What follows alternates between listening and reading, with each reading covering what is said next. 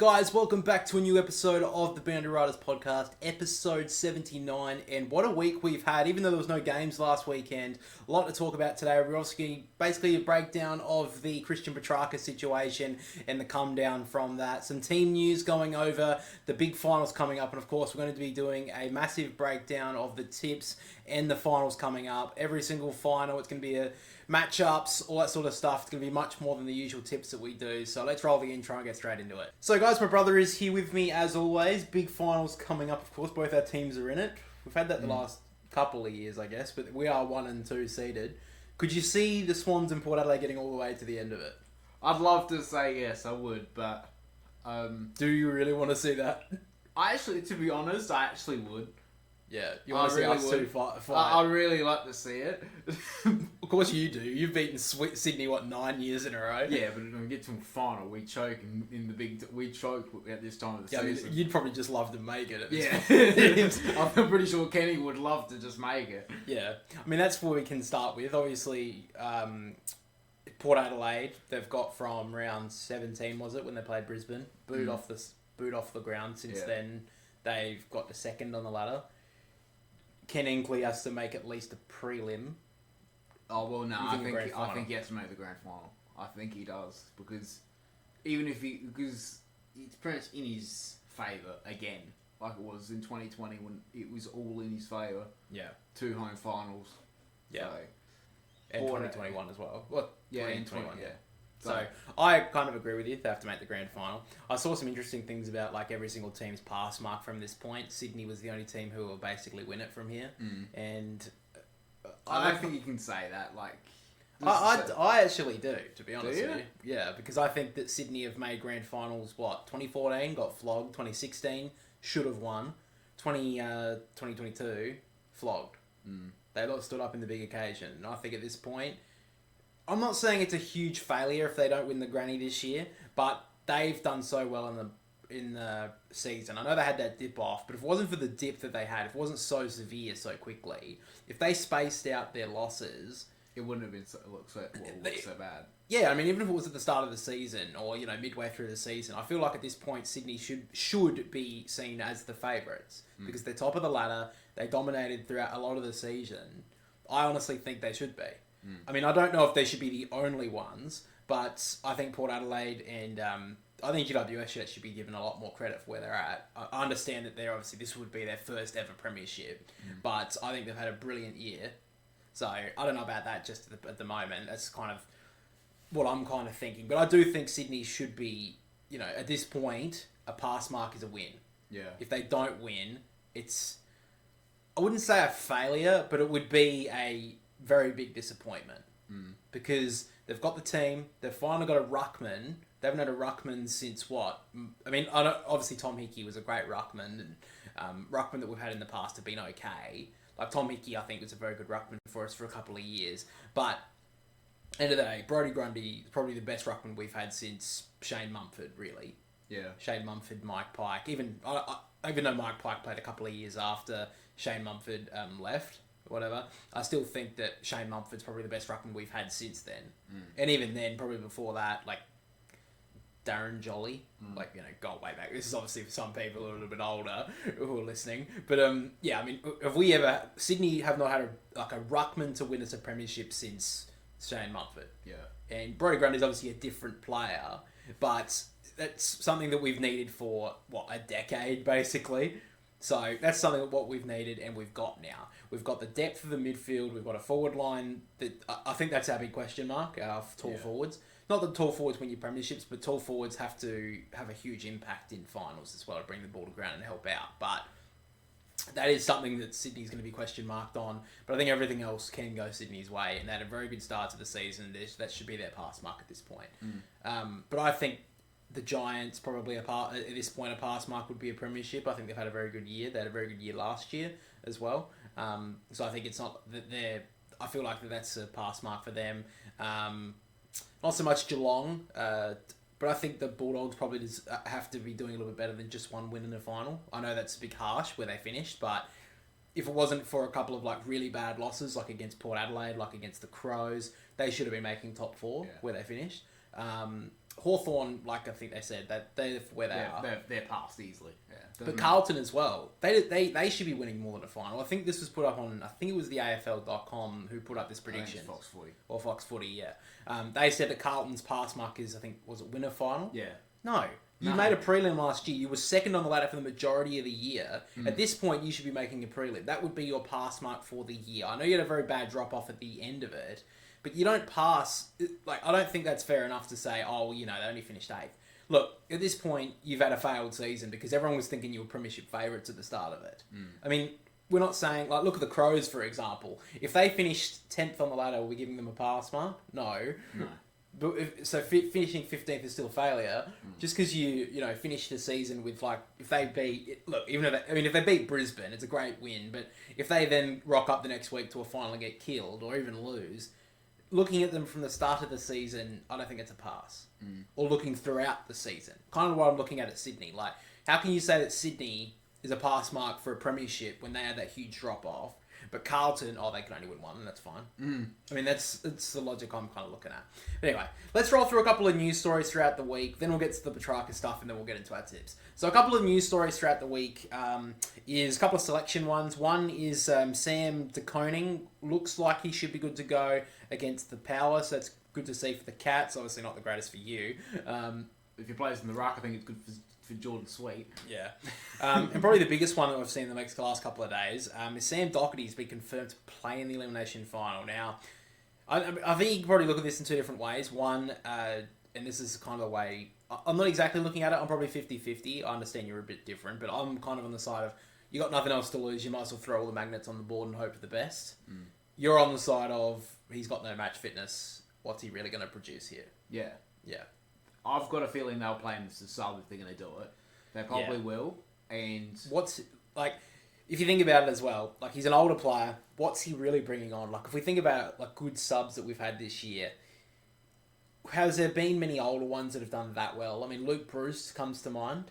But other than that, have we seen a lot of like older players like come onto the ground and do much? I mean, it's not really something that an older player comes on and really... And also... I know Luke Parker had a decent game when he started as the sub, but Luke Parker is definitely a different player to a Sam Docherty. Sam Docherty is going to come on and he's going to play, maybe through the guts? Probably not because he's just coming back. So if he does start as the sub, he goes into half-back. What's he really going to do at half-back as a sub? Yeah. Like, like someone else could do. Newman, the Chincotta, that one of those backmen will do. Yeah. I mean, if there is a big injury early, is he going to be able to run out a full final as well? Yeah. It's going to be a big final as well. It's against Brisbane, obviously a very attacking side as well. So it's not just going to be... Not that I think any game's a free game in a final, but it's going to be a very hard contested game of footy. And Brisbane are going to be out to show something because they've been very much questioned in the past, 3 weeks. Yeah.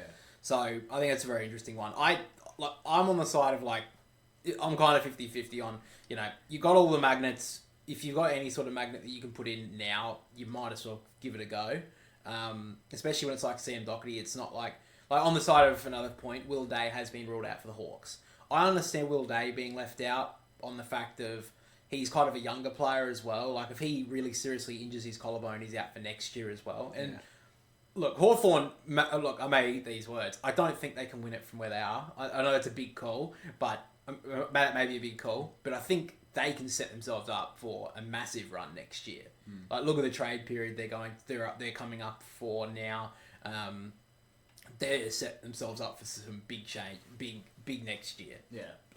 So I feel like they can leave out Will Day, and they could even beat the Bulldogs. And I mean, I think Will Day's a big loss for them, but you can't risk him with his collarbone. But I feel like Sam Docherty, he's a kind of an older player now. He's done it before as well. I don't know if they should risk it. Maybe I'm kind of leaning towards maybe not because he has done it in his past. Yeah, I wouldn't because he's done it before. Are they gonna? He could literally play 5 minutes and redo it. Yeah. I mean, look at what was it, Alex Johnson for Sydney. Not that it was in a final, but he came back after doing it so many times. Played one game, which is brilliant, and then played halfway through the first quarter against Melbourne, I remember it, and he did his ACL again. Yeah. So it can happen, especially when you've done it before. It's not common, but it's not that I'm a huge expert on the subject. I don't need some, genius in the comments going, oh, well, actually, it's not that common. It's like, I don't know. But, I mean, it does seem it's a lot more common, I feel like, if you do it once, you do it again. Like Sam Naismith as well, for another option. But, yeah, maybe, I don't know if I would risk it. But, yeah, I mean, I get that he's a bit of an older player. So like, the experience that... How deep are Carlton really going to go in the finals? Like, I don't think they can go all the way. Yeah. I don't think they can. And I feel like if anyone's filling the numbers, it's them. I feel like every year we probably have a team that does just get into the finals. This year I feel like it's been very even. But I think it's very unprecedented that we've had a finals series set up that, at the end of the day, every single team inside the top 8 has had a really good run of it at some point. Even Carlton. But at this point, Carlton are so banged up, they're going to have to play, 6 or 7 actual changes this week. At the very well, at least 5, let's say. Maybe 6, maybe even 7, depending on what they want to do. You got to roll this whole team over. Can they just, roll up and just get into the game? The players that have missed, 3 weeks. And especially because they've got to travel all to Brisbane to do it. Yeah, it's going to be, as well, I heard, it's going to be about 30 degrees. During the day, so it's going to probably be a 25-degree night. And dewy. And dewy. It's not going to be the conditions of cold Victorian night that they're probably been dealing with. So, yeah, I think it's going to be very interesting. We'll get to that more in the tips, but I did think that was a very interesting selection call. Something that is going to be happening over the final series is, for the first time, the Ron Barassi medal will be awarded on grand final day. So, captain of the premiership winning side will be awarded the Ron Barassi medal. So I think that was very interesting. I think there was a lot of talk about Ron Barassi potentially getting named the Premiership Cup, naming over that. I kind of like they've given him a medal. I did actually already think that there was a grand final medal for the Premiership, captain. But maybe it's it must be a different one or an extra one. Yeah, so maybe it is a bit different. But I don't mind that idea. I still think that... do you think that now that Dustin... I know this may be a bit of an early... But do you think that now that the grand final, that Dustin Martin's retired, considering I'm a bit younger, so I don't know, but Dustin Martin seems like he's been the best ever finals player that I've ever seen. That may be a bit cold, but do you think that maybe, I know Gary Ayres was called it originally, do you think maybe he could be named after the finals medal in a couple of years? I think they've already named it. I don't think they want to rename it again. Yeah.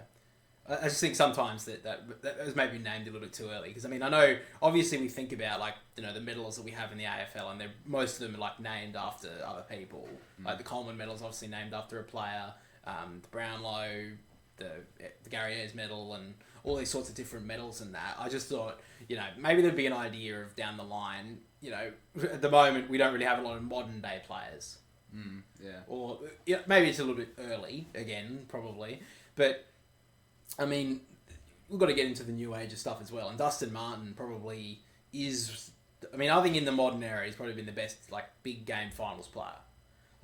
2017, he won 3 Norm Smith medals, and the amount of finals that he played where he just tore the games apart. Now, look, I'm not a big Richmond fan, but you got to respect game. You got to respect game, bro. And, Dustin Martin was... You don't seem very nice on this. You seem like, ugh, fucking hate this idea. You seem like you hate this idea. Well, they only named it the Gary Ayres medal. Yeah, but why did they name it years ago? Yeah, but I mean, this is very different to what it was. Yeah, but I'm sure Gary Ayres is not going to care. Do you think? Well, you never know.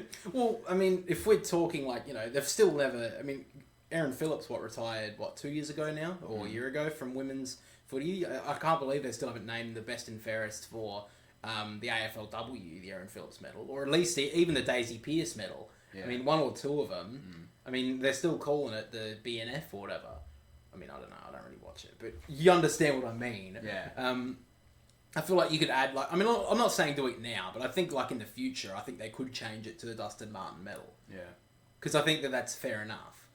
And I mean. Maybe I don't know. I never saw Gary Ayres play. Maybe I'm just talking out my ass. But also, I think that there is. I mean, if all the medals are going to be named by now, what's going to happen in 50 years' time? No one's going to know who Gary Ayres was or whatever. But we're going to maybe not 50 years, maybe 30 years' time, when we're in our 50s, you're going to remember who's going to know who Gary Ayres was? or that sort of stuff. Like when's we're gonna know the same thing the Brownlow and like. I mean, do you know Coleman and shit like that? I know his name's John Coleman, right? Yeah. Do you know who was his name? He was on the sixth high. No, I meant highest goal kicking. Is it? Charlie Brownlow. Is that right? Like again, there's probably a lot of older people shouting at us thinking you're a fucking idiot, but is it Charles Brown, the Charles Brownlow medal? Chaz.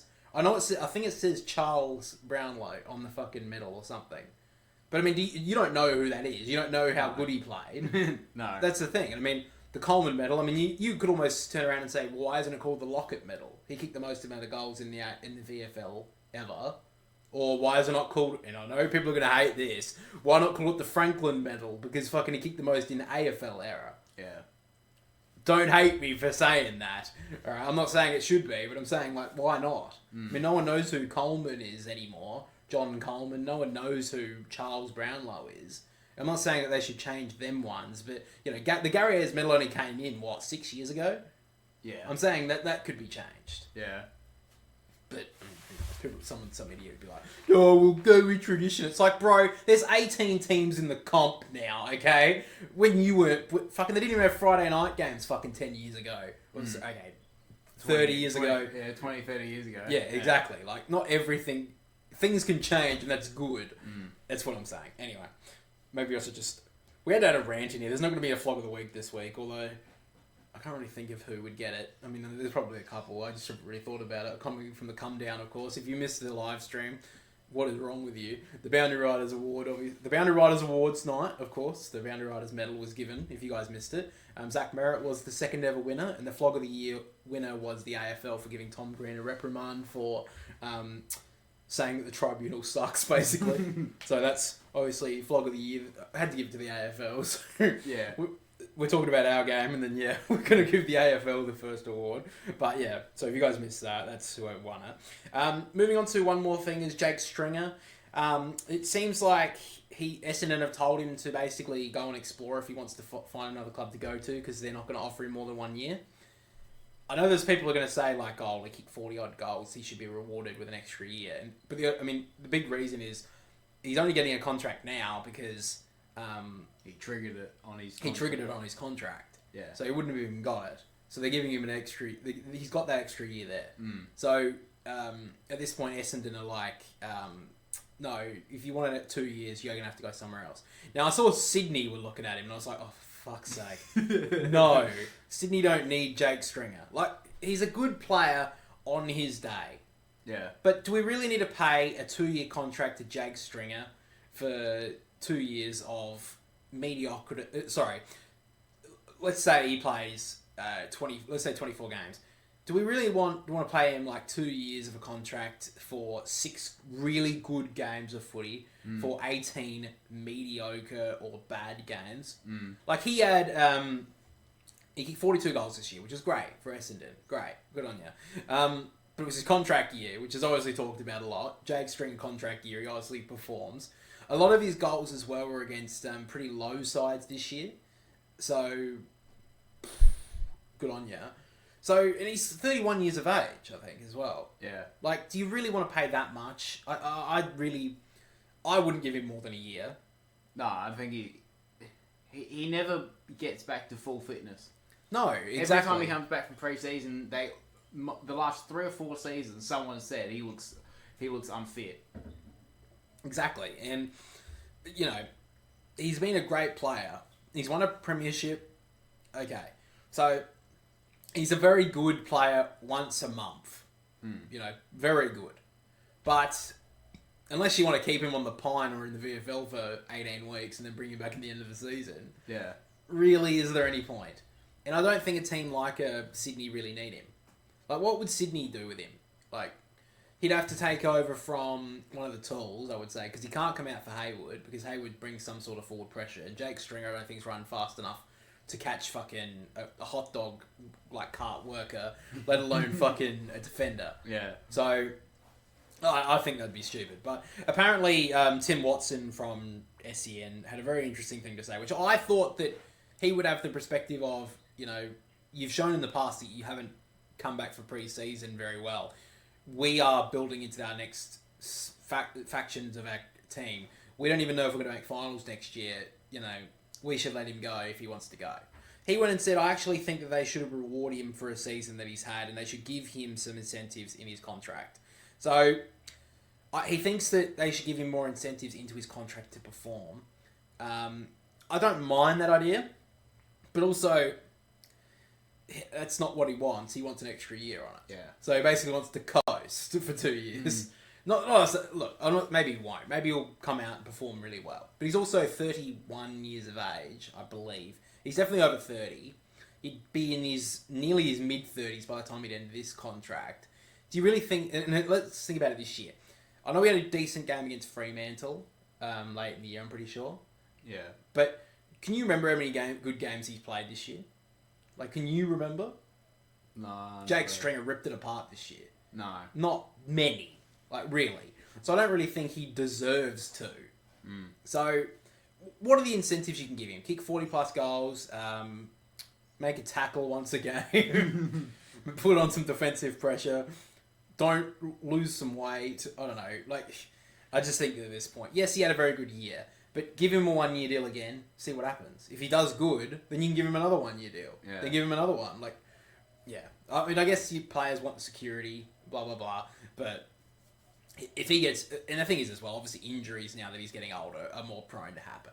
So if he goes to another club or he stays at Essendon and he goes 3 weeks into next year and does his hammy, or he does even worse, God forbid, fucking it's all over. So I think that, especially a player at that age, you don't know what you're going to get every week.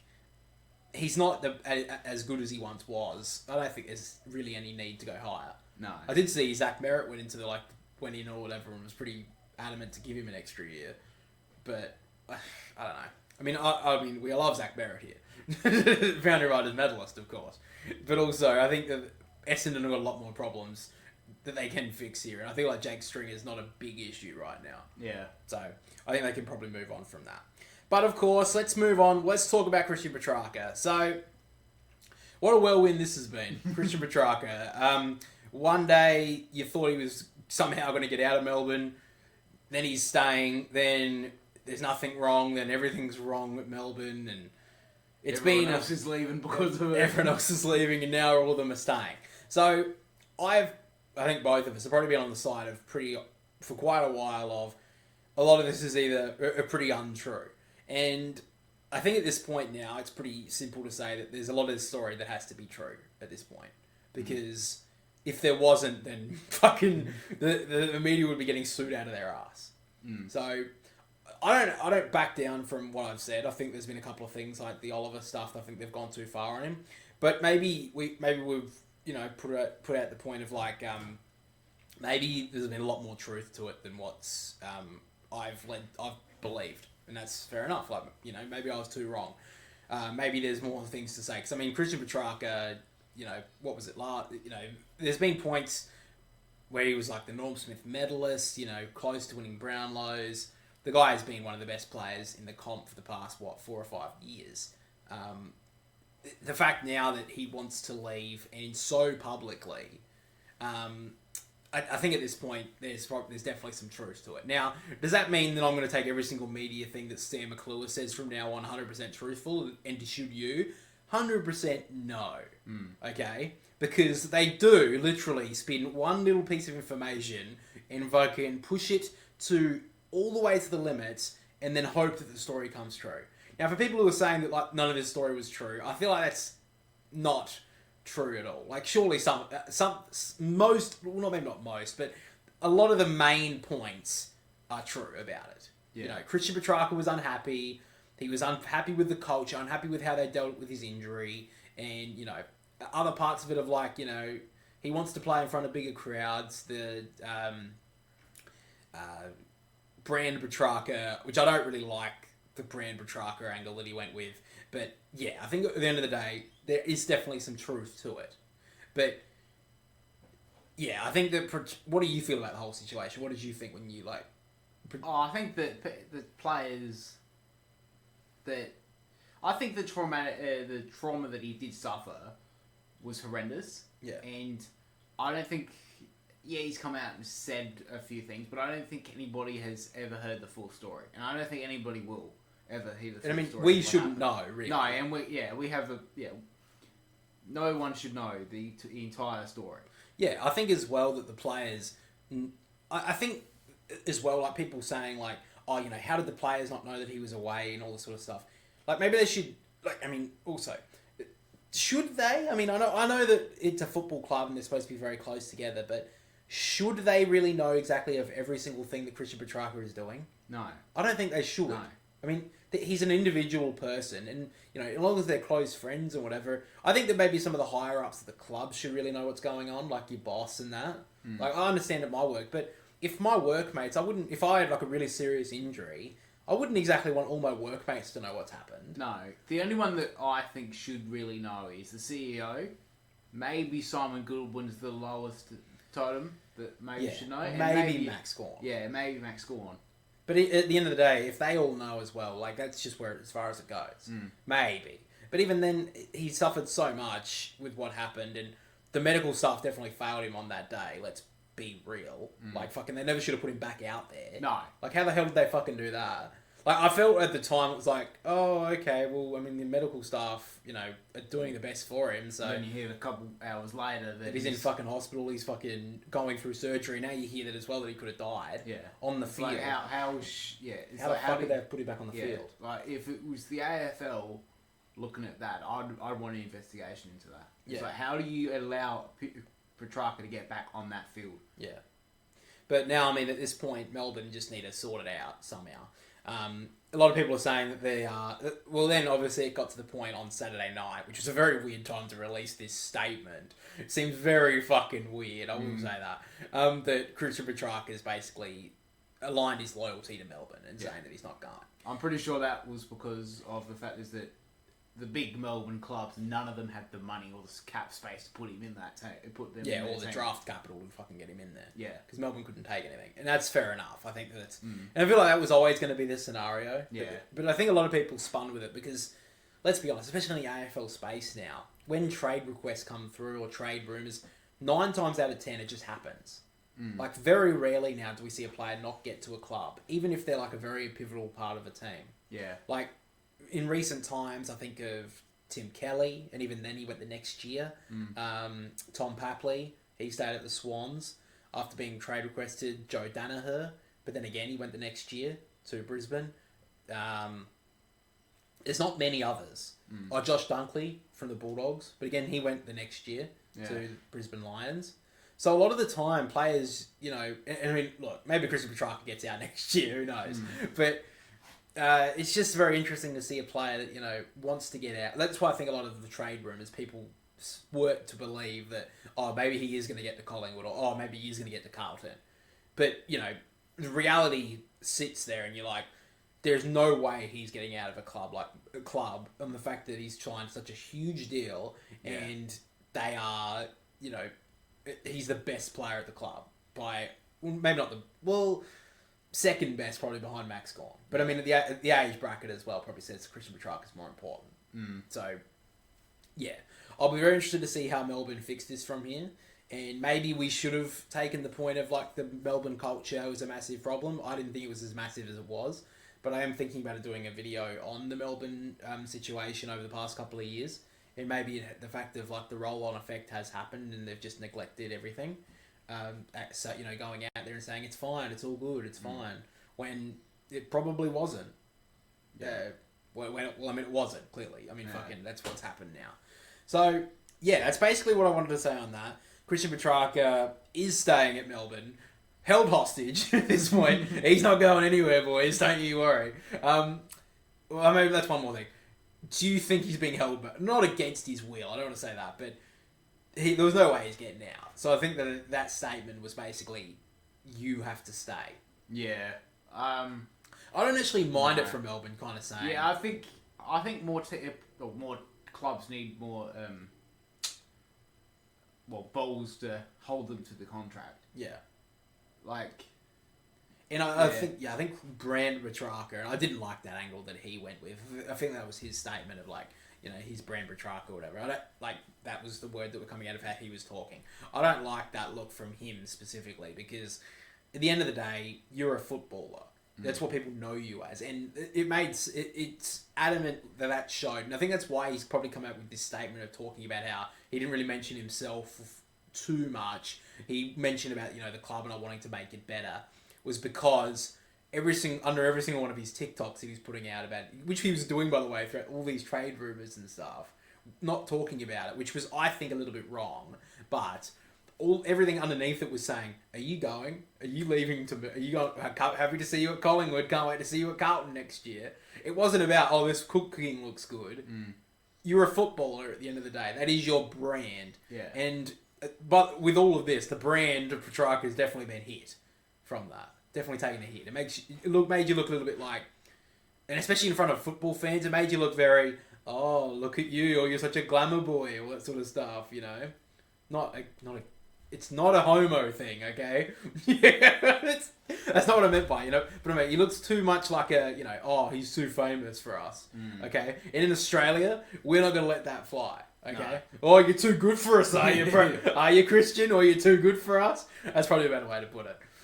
I think I'll leave that in anyway. I thought it was a pretty good joke. Anyway, let's move on from brand Petracca, and let's move into our tips for the first week of the finals. So we're going to do it a little bit differently this week. We're going to go through every single game and give our tips at the end of each game. So of course, Thursday night, massive game, second qualifying final, Port Adelaide v Geelong. So first thing we're going to go through is a couple of question marks of what's going to happen through this game and what the talking points of it be. So can the Cats stop Port Adelaide's midfield? I think that's a big talking point. In previous finals, Port Adelaide have failed to stay composed in front of goal. There's been a lot of composure problems for them. I think this game is going to be very much split in the midfield. And one that you brought up as well is... So those are the question marks coming into this game. Matchups that we're looking at. Dangerfield, probably the biggest lock that Port Adelaide have to do. Looks like Willem Drew. I feel like that's a pretty obvious one. Who goes to Jeremy Cameron? You're thinking Miles Bergman? I think it has to be Bergman. I think the last month or so when Port have got back into form, he's played brilliantly down back. You think at this point Lee really has to play that swing at this point in the finals? I think that's how they're going to have to go. Zerk Thatcher probably takes the tall, which is Neil. Yeah. And then that means that Burton probably goes to Henry, I would say. So Burton's probably the other one. Who, if they take Cameron, it's either Bergman or Burton.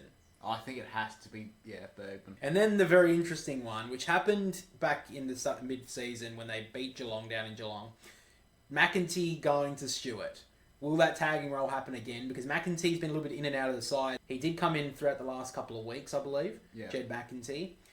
Do you think he takes the tagging role on Tom Stewart, or do you think they give it to someone else like a Francis Evans or something? I think they have to 100% play McEntee on Stewart because it worked so well earlier in the year, and I think they have to do it again. Yeah. I think that's definitely I think that's what they're going to do. Definitely put McEntee on him. The thing is, though, with McEntee, the reason why probably he got dropped at this point is he doesn't hit the scoreboard enough. No. And Rioli, in the last 4 or 5 weeks, has definitely done better. They need people to go with him, though. And I think that's where Port Adelaide, if they are going to go make a tilt and go all the way as well, they do need to get their small forwards to get goals. Yeah. And they need more help than just Rioli. Very interested to see what happens with their half-backs as well, because obviously Farrell's out and Houston. So, there's a lot of talk about Rosie going half-back. I don't know if that will happen. He came out on Monday and said that he doesn't want... Well, not that he doesn't want to do it, it's just that they don't think that that's what they're going to do. Yeah. Obviously, they have the All-Australian in Darcy Byrne-Jones, he's pretty much guaranteed to go back now with those two out. But I wouldn't be surprised if the Jace Burgoyne does it. Goes from the wing back just to play off half-back and play that Wanganeen Malira role. Because he's a beautiful kick. He's a beautiful field kick. He's a horrible step shot. He's a beautiful field kick. So, to the tip. I am tipping Port Adelaide. Basically on the fact that I think they've been the better team. They're the more informed team. I'm going with Port Adelaide because it's at Adelaide Oval as well. And I think the midfield battle where it's going to be won, Port Adelaide will win that. I think that the Cats rely way too much on Paddy Dangerfield. And I think going into the last 3 or 4 weeks for the Cats, I did kind of pick it when they lost to the Saints, that they were just running into a little bit of poor form. They got a couple of just wins against, I can't remember who it was before then, but it was Fremantle And then they got the same. North Melbourne. North Melbourne, Fremantle. They got a couple of They got a close win against Fremantle, but they didn't really deserve to win that. Then they got beaten by St Kilda and they smashed West Coast. So I think their form doesn't read exactly 100% what they're doing at the moment. And right now, I think Will and Drew's the best matchup that anyone in the comp could have against Patrick Dangerfield at the moment. So I think they're going to be able to shut him down. That's kind of what I'm seeing for Port. Yeah. I am going to go also Port Adelaide. I think, like you said, the home ground advantage will work for them. And that midfield battle, I just don't think that Geelong have the depth in the midfield to go with them. Like you said, I think it's really only Dangerfield. I don't think Tanner Bruin's a bit of a test, obviously, because he's coming from out of concussion. I just think that if they were going to risk anyone, I'd probably risk it on Cam Guthrie, but they're not going to do it. And I just think, Duncan's too old. He hasn't played a lot of minutes this year in the midfield. Yeah. And, I just don't think they have the experience in there. And I think also, Jordan Sweet's played brilliantly the last 2 months. And Reece Stanley played one good game last week against West Coast. Yeah. He's been in and out. I think he could dominate. Yeah, Jordan Sweet. I think he's definitely been good the last 2 months. But moving on, what a game this is. Western Bulldogs v Hawthorn, MCG, Friday night. 90,000+ they are expecting. Can the Bulldogs come and spoil the party here, though? So, talking points throughout this game, which forward line's going to fire? Is it going to be the tools of the Bulldogs and Ugle-Hagan, Norton and Darcy, or is it going to be the young smalls of Hawthorn with the likes of Chol, Gunston and Deer? Who will be better with the contested play with the Bulldogs, or is it going to be the young, fast players of the Hawks? Will the big occasion get to the Hawthorn Football Club, and can the Hawks defence stand up? Now, on the matchups, you've kind of looked at the side of the ruck battle is going to be a big matchup, Tim English and Lloyd Meek. Big matchup as well, looking at the defence of Hawthorn up against the Bulldogs. I'm thinking Sam Frost probably goes to Norton. I'm thinking. Sicily probably goes to Jamara. I think that's probably what's going to happen. Do you think that's probably? I think it's Darcy.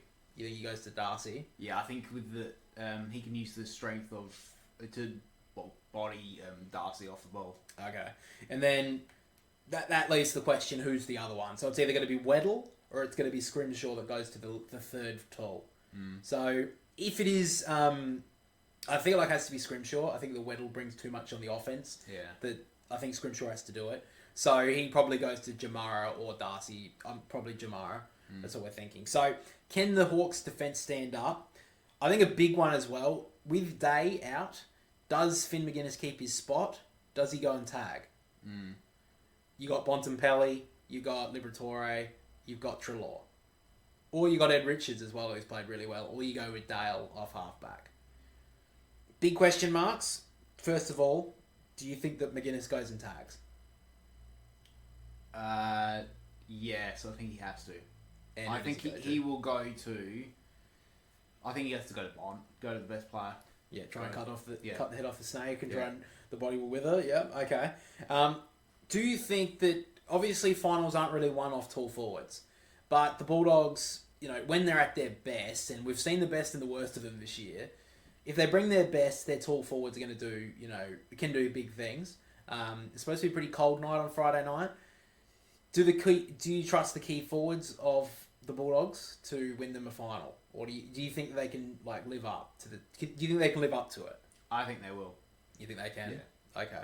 So you think the Hawthorn, and obviously another big question was the fact that Hawthorn, they've got a lot of young players in their team. They're obviously very exciting. Obviously, you talk about its elimination final, so it's not as big as a grand final, but it's still a big final. It's probably the biggest crowd they've probably ever played in front of. A lot of them. I think there's only half a dozen that probably have played in front of more. Do they live up to it? Can they live up to that? I don't know. But I don't think there's much else to say about this game other than the tips. I'm going to go with the Bulldogs on the fact that I think there's going to be a little bit of.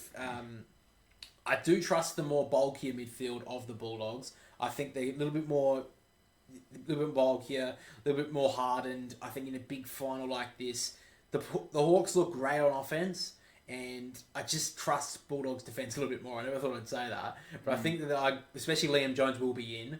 as well. I think that their defence just stands up a little bit better. And I think the forwards of the Bulldogs, the tall ones, can stay strong. I do think it's very important final series really for the smalls of the Bulldogs as well. You got Riley West, Cody Waitman. They need to have good games as well. But I do think the Bulldogs, I think Sam Darcy this year has given them something different. I think that having that marking option down the line, like Darcy, they're always relied too much on Norton's contested marking. Now that Darcy is there, I think you can take that to the bank. And I'm just going the Bulldogs. I think it's going to be a great game, a close one, but I think the Bulldogs will edge out. What do you think? I'm going to go the Bulldogs as well, and I think it will be the biggest... They will win by the biggest margin this week.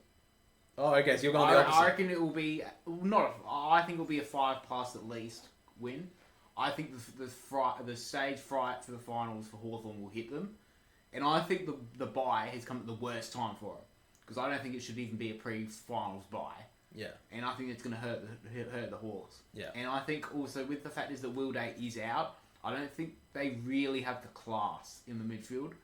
Like, they'll have the contested beasts in Newcomb and Nash, but I just don't think they'll have the class once that the ball leaves. Yeah. Okay. Well, that's it. Yeah, I think at this point that...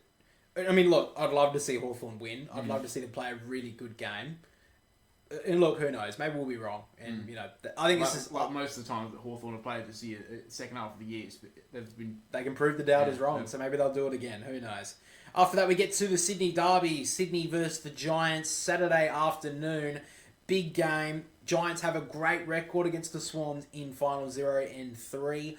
I think the questions of this game, can the Swan superstars stand up? We saw in the later parts of the year that the superstars really came to the fore when they needed to win. Obviously against Collingwood, it was Isaac Heaney, Chad Warner who dragged them over the line, and Chad Warner and Goulden and that were just doing it all over again. Can the Swans forwards really do enough here, the talls, to bring the ball to ground for their smalls? Because there's been times, especially through that really bad period where they weren't, and it was really costing them up forward. They couldn't kick enough goals. And can the Swans subdue Jesse Hogan? Because I think that's the big one. They do have other avenues to goals. Brent Daniels, Toby Green, such an important one. That'll be another question I got to in a second. But Jesse Hogan's obviously the big one. Coleman medalist. He's, he has so many attributes to his game. Can the Swans stop him? But of course, also the Toby factor. He's had a pretty down year. Can he rise for finals? That's another one. Now, looking at the matchups, if Bedford plays, there's been a little bit of a question mark on him. I think he goes to Warner like he did in the last Sydney Derby. I think that's probably fair enough. I don't think he goes to a wing on Goulden, and Heaney's too big for him. I think he matches up with Tom Green. I think that's fair enough. Jordan, this is an interesting one because he went to Whitfield in both the Sydney Derbies and did really well on him. But you brought up an interesting matchup. Who do you think he should go to? I think he should go to for Brett Daniels. Yeah. I think he has to. And he missed the last game against the Giants when they lost a few other players before the game against the Bulldogs. But I think a lot of them were rested. Yeah, I think they were rested. But I'm just saying that was a huge shift. They didn't win that game, but having them out of that team showed why they need to be in that Giants team. Yeah. And he's played a very underrated second half of the season, Brett Daniels, but he's starting to get his recognition late in the year. Obviously signed a new contract too, a pretty big one. So it's definitely between the four walls of the Giants, they love him. Yeah. And I think it's very important. I just don't know if Jordan will want to run back with him. Yeah. So that's the big one.